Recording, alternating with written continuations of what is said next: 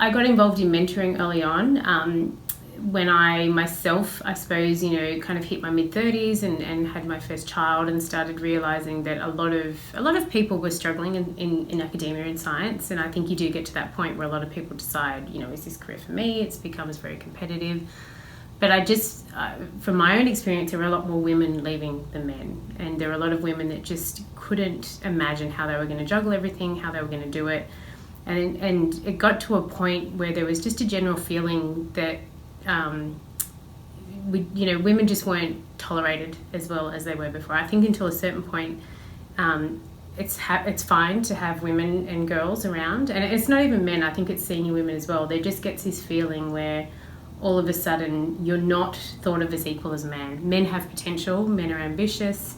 Women, they're just not considered in the same way. And I mean, I sat on interview panels for other staff, and I could hear the way people were talking about men, and it was really different to women. Even though from what I could see, the women were equal, if not better. I suppose another big area I'm involved in at the University of Sydney is trying to increase the participation and retention of women in the STEM areas. So that's science, technology, engineering, maths and medicine.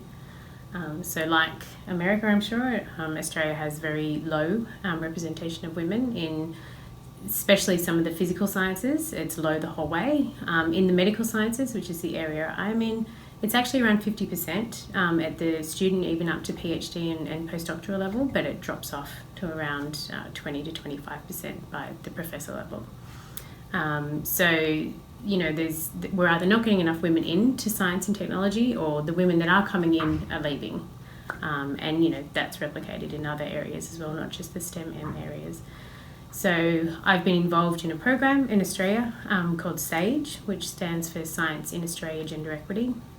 And it's a national program that's piloting a gender accreditation program from the UK, where institutions need to apply for awards and really show that they've honestly looked at the state of their institution. They've identified the issues around the representation of women and other minorities, and they've come up with an action plan to try and fix that.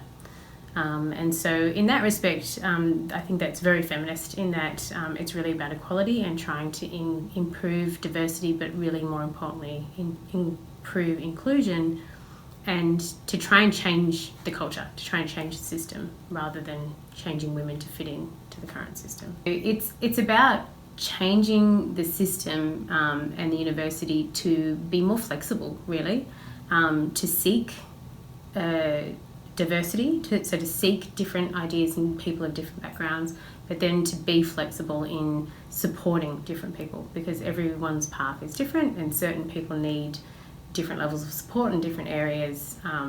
And so it's not just about kind of having the policies. A lot of institutions have great policies, but those policies aren't enacted, or people don't know about the policies. And it's about, I suppose, management and leadership actually really buying into this idea as well, and them wanting to change very hierarchical, traditional white male system that has been created over hundreds of years. No one's fault necessarily, but that's just the way it is. And I think the institution as a whole has to commit to changing that and to making the place more inclusive. It's about being safe enough to be in an environment where you can, say, I've got a dumb question, or I don't understand that.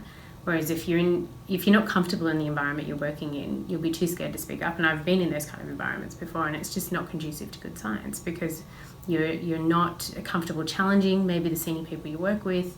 You're not comfortable saying you don't understand something, or you can't figure out how to do something, and you just go along and waste time, money, potentially harm yourself or others. I mean, we work with very dangerous chemicals and radioactivity and different things like that. So I think being forced to have really good communication helps, and I think having diverse groups adds to that as well. It means that people have to think a bit more about how they interact. I mean, there's a lot of research, which I'm sure you're more aware of than me, but just even visible diversity in a group makes people act differently. It makes them speak differently. They're more respectful. They explain themselves better. There's better discussion. Whereas if you've got this homogenous in-group, everyone's so comfortable with each other, they think they understand what each other is saying, and they don't communicate well. And so definitely, I think having people where, English isn't their first language, you actually have to be careful with the way you communicate and the way you speak. And so that means that communication is better for everyone.